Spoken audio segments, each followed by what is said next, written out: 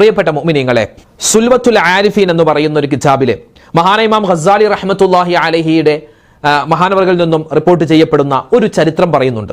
അത് വേറൊന്നുമല്ല, മഹാനായ ഈസാ നബി അലൈഹി സ്വലാത്തു വസ്സലാം മുൻകഴിഞ്ഞുപോയ ഒരു വലിയ പ്രവാചകനാണ്.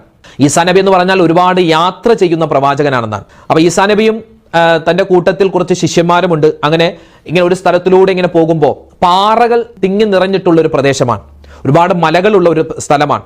അപ്പൊ അതിന്റെ ഇടയിലൂടെയൊക്കെ ഇങ്ങനെ ഈസാ നബി പോകുമ്പോൾ നോക്കുന്ന സമയത്ത് ദൂരെ ഒരു പാറകഷ്ണം അതിങ്ങനെ ഭയങ്കരമായിട്ട് ഇങ്ങനെ പ്രകാശിക്കുന്നു.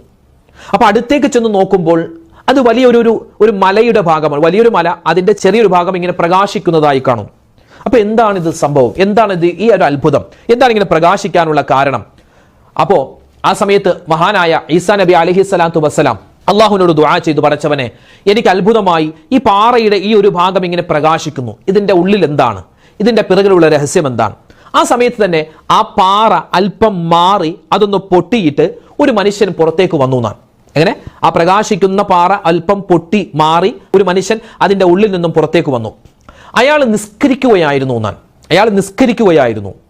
ആ സമയത്ത് ഈസാ നബി അലൈഹി സ്വലാത്തു വസ്സലാം അത്ഭുതത്തോടുകൂടി ആ മനുഷ്യനോട് ചോദിച്ചു, നിങ്ങൾ ആരാണ്, നിങ്ങൾ ആരാണ്, നിങ്ങൾ എന്തിനു വേണ്ടി ഈ പാറയുടെ ഉള്ളിൽ നിസ്കരിക്കുന്നു, നിങ്ങൾക്ക് ഭക്ഷണം കിട്ടുമോ, വെള്ളം കിട്ടുമോ, ഇതെന്താ സംഭവം?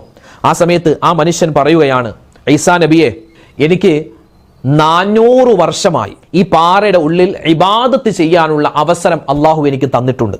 അങ്ങനെ 400 വർഷമായി ഞാൻ ഈ പാറയുടെ ഉള്ളിൽ ഇബാദത്തിലായി കഴിഞ്ഞുകൂടുകയാണ്.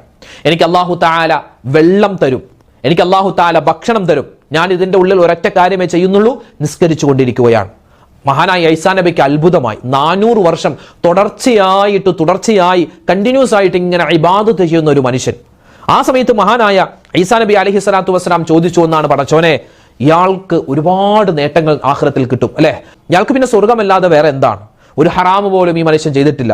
അപ്പോൾ ഈസാ നബി ചോദിക്കുകയാണ്, പടച്ചവനെ, അല്ലാഹു, ഈ മനുഷ്യനേക്കാൾ കൂടുതലായി നിനക്ക് ഇബാദത്ത് ചെയ്യുന്ന വേറെ ആരെങ്കിലും ഉണ്ടോ എന്ന് ഈസാ നബി അലൈഹി സ്വലാത്തു വസ്സലാം അള്ളാഹിനോട് ചോദിക്കുന്ന സമയത്ത് പടച്ചോൻ പറഞ്ഞു എന്നാണ്, ഈസാ നബിയെ, അന്ന റജുലൻ മിൻ ഉമ്മത്തി മുഹമ്മദിൻ സ്വല്ലല്ലാഹു അലൈഹി വസല്ലം, ഇനി നിങ്ങൾക്ക് ശേഷം വരാനുള്ള ഉമ്മത്ത് മുഹമ്മദ് സ്വല്ലല്ലാഹു അലൈഹി വസല്ലമ തങ്ങളുടെ സമുദായത്തിൽപ്പെട്ട ഏതെങ്കിലും ഒരു മനുഷ്യൻ അദ്റക ശഹ്റ ശഅബാൻ, അയാൾക്ക് ശഅബാൻ മാസം കിട്ടി, ശഅബാൻ മാസത്തിലേക്ക് അയാൾ കടന്നു. എന്നിട്ട് ആ ശഅബാൻ മാസത്തിന്റെ രാവിലും പകലിലും അയാൾ ഇബാദത്ത് എടുത്തു. അതായത് ഇന്നത്തെ മഗ്രിബോടുകൂടി നമ്മളിലേക്ക് വരുന്ന രാവ്, രാത്രി, അതോടൊപ്പം തന്നെ നാളത്തെ പകൽ, ഏതെങ്കിലും ഒരു മനുഷ്യൻ എനിക്ക് വേണ്ടി ഇബാദത്ത് ചെയ്താൽ ഫഹുവ അഫ്ളു, അവനാണ് ഏറ്റവും മുൻപന്തിയിൽ നിൽക്കുന്നത് ഇവനേക്കാൾ.